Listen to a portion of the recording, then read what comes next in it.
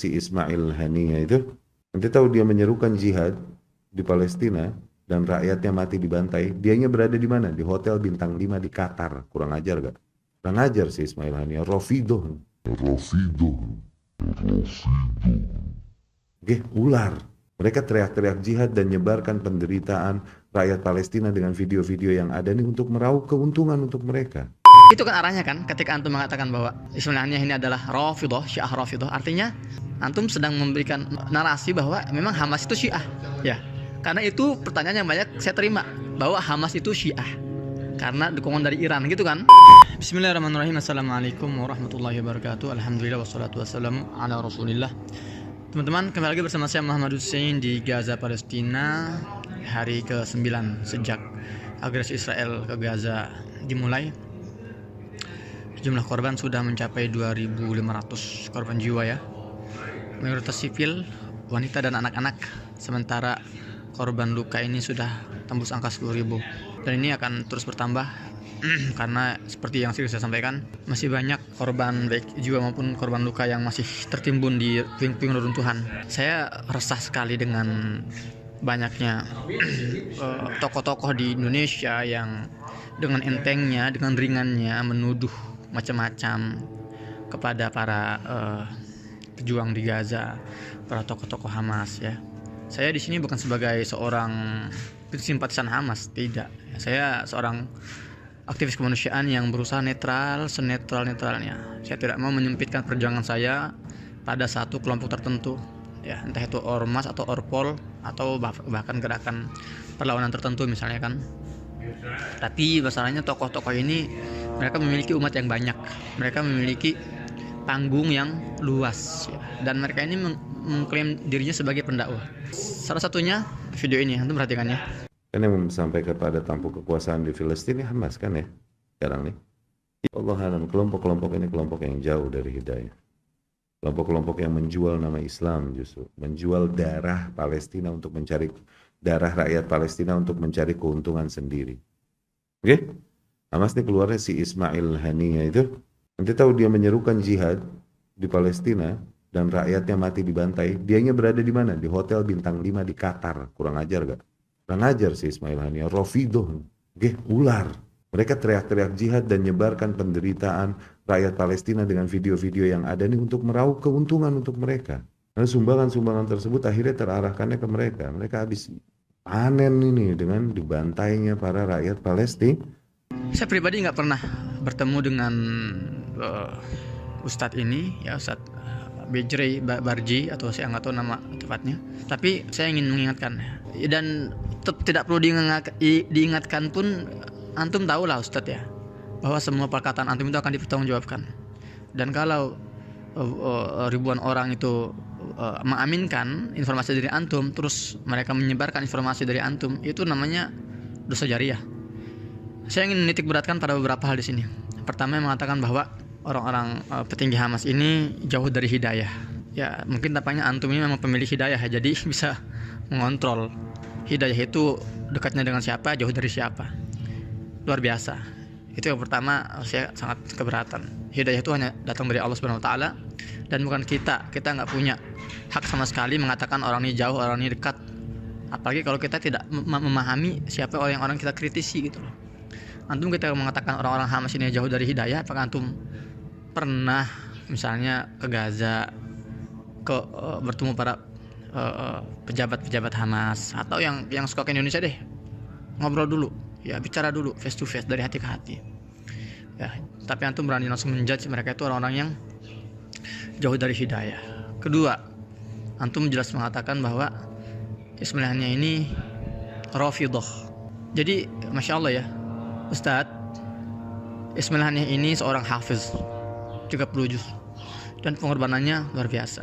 Ya, keluarganya sudah banyak yang dibunuh oleh Israel, anaknya, kemudian ya kerabat-kerabatnya, rumahnya sudah berkali-kali dihancurkan oleh Zionis.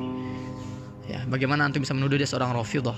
Dan antum tahulah, Rafidah ini adalah sekte Syiah yang sudah bisa digolongkan sebagai sekte yang sesat.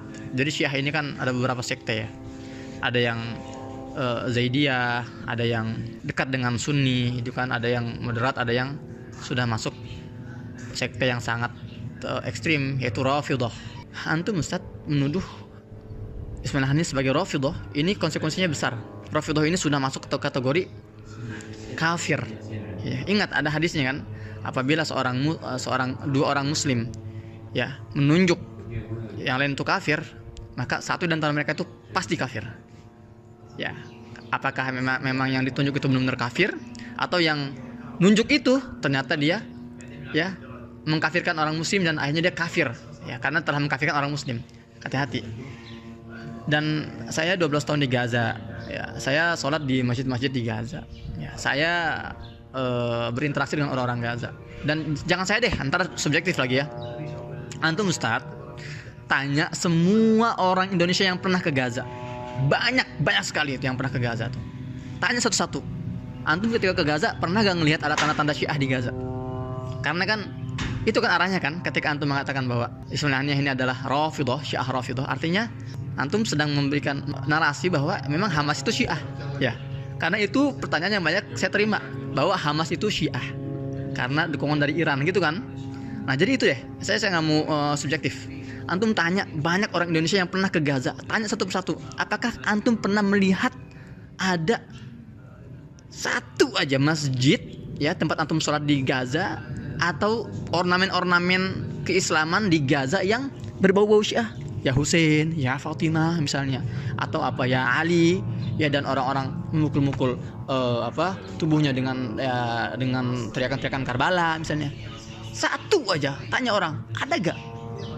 Kalau saya 12 tahun di Gaza, alhamdulillah nggak pernah saya lihat seperti itu.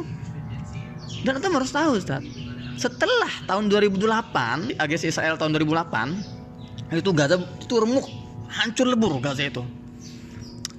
Dan Iran menawarkan bantuan jutaan dolar. Di antara bantuannya, ya mereka ingin membangun rumah sakit dengan satu syaratnya, apa katanya? Nah, ini dari pemerintah Iran. Kami akan membangun rumah sakit, wahai Gaza. Dan Gaza saat itu dipimpin oleh Hamas. Kami akan bangun rumah sakit, tapi satu syaratnya. Namai rumah sakit itu dengan nama Imam Khomeini. Tahu antum jawabannya apa?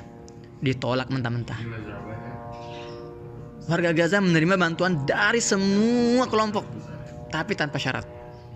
Orang kafir pun kalau mau bantu Gaza akan diterima senjatanya, akan diterima bantuannya, tapi tanpa syarat, tidak menyentuh ranah akidah. Jadi jangan sedangkal itu cara pemikirannya, bahwa semua yang menerima bantuan dari Iran berarti Syiah. Astagfirullahaladzim. Itu pemikiran orang-orang, ya mohon maaf ya kalau kita boleh meminjam kata-kata Rocky Gerung itu, ya itu namanya itu. Masya Allah, mereka tuh disini memperjuangkan tanahnya dengan darah dan dengan nyawa. Dengan mudah seperti itu diselewengkan, ya dituduh yang enggak. Tahun 2012 ada rombongan dari Indonesia, delegasi Indonesia. Di antaranya ada seorang wartawan, jurnalis, ya jurnalis Hidayatullah. Dia teman saya juga. Nah, dia nanya ke saya. Jadi di Gaza ini, ya asal antum tahu, ada sebuah gerakan perlawanan yang lebih dekat dengan Iran dibandingkan Hamas, namanya Jihad Islami. Dan itu banyak berseliweran gosip bahwa Jihad Islami ini adalah gerakan Syiah di Gaza. Nah, wartawan anak muda jurnalis ini datang ke saya nanya, Mas Husein, benar gak sih bahwa Jihad Islami ini afiliasinya ke Iran Syiah gitu ya? Apakah benar Jihad Islami itu ideologinya atau akidahnya Syiah?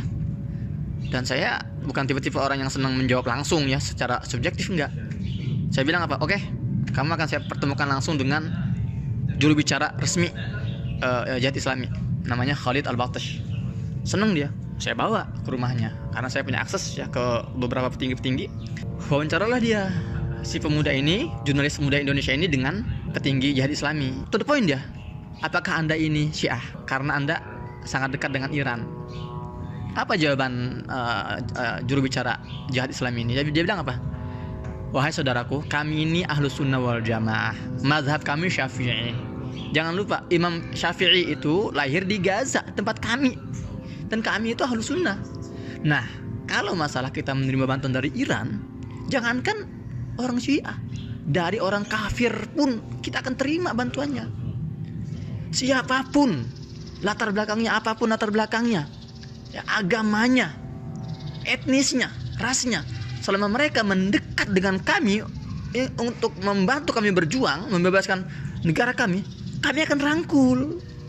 Nah, dan siapapun, sekalipun itu umat muslim yang ngaku paling sunnah, umroh puluhan kali, haji ratusan kali, jenggotnya panjang, ya, jiratnya hitam, tapi kalau dia tidak membantu kami, enggan membantu kami, alergi dengan kami, dan tidak mau membantu kami memperjuangkan Palestina, ya kami nggak akan minta-minta mengemis-ngemis. Untuk apa? Kami nggak butuh orang seperti mereka. Itu kata juru bicara itu. Jadi patokannya bukan agama atau bukan akidah, enggak. Pokoknya siapa yang mau membantu membebaskan Palestina, kami akan rangkul, kami akan terima bantuannya, terlepas niatan mereka di belakangnya itu apa, agenda mereka itu apa. Tapi yang pasti ketika kami menerima bantuan itu tanpa persyaratan, itu tanpa kondisi. Pokoknya kalian membantu, kami terima, tapi jangan ada persyaratan apapun. Seperti itu. Dan terakhir, antum bilang bahwa Ismail Haniyah ini menyuruh warganya untuk jihad sementara dia di Qatar, ya, di hotel bintang 5. Antum ini nggak tahu bagaimana terancamnya Ismail Haniyah dan para petinggi-petinggi Gaza di Gaza. Di peperangan manapun, pertempuran manapun di dunia ini, panglima perang itu, raja itu di belakang, nggak di depan, di baris pertama. Kenapa? Karena kalau seorang raja itu tumbang, kalah, panglima kalah semua. Itu cara berpikirnya. Jadi para petinggi-petinggi Hamas itu mereka tinggal di Qatar itu bukan karena mereka ingin menghindar, takut dibunuh, bukan. Karena mereka mendapatkan fasilitas untuk keamanan lebih. Begitu. Kalau semuanya berada di Gaza, ya sudah. Gimana mereka koordinasi dengan dunia luar? Siapa yang akan bernegosiasi diplomasi dengan negara-negara yang pro terhadap Palestina? Siapa yang akan duduk dengan misalnya Erdogan, duduk dengan bin Salman? Siapa? Ente mewakili orang Hamas? Ya, enggak gitu cara berpikirnya, gitu loh. Jadi mereka bukan bersembunyi, tapi mereka mengontrol dari jarak jauh karena di Gaza ini nggak aman untuk mereka.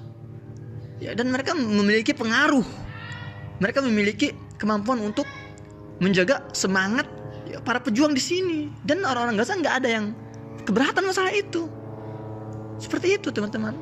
Dan ini juga ada kaitan dengan kenapa para pejuang Gaza ini dia ofensif kali ini.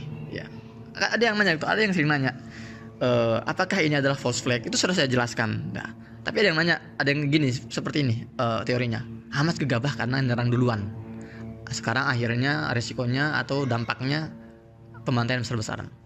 Ini ada kaitannya dengan poin kenapa para petinggi-petinggi Hamas itu ada di luar. Ya, itu akan saya bahas insyaallah di pertemuan selanjutnya. Ya, baik, demikian karena ini suaranya juga mengerikan sekali ini. Suara drone di atas langit dan mertua saya bilang masuk ke dalam, khawatir jadi target. Kita akan jumpa insyaallah di konten selanjutnya bersama saya Muhammad Hussein di Gaza Palestina. Assalamualaikum warahmatullahi wabarakatuh.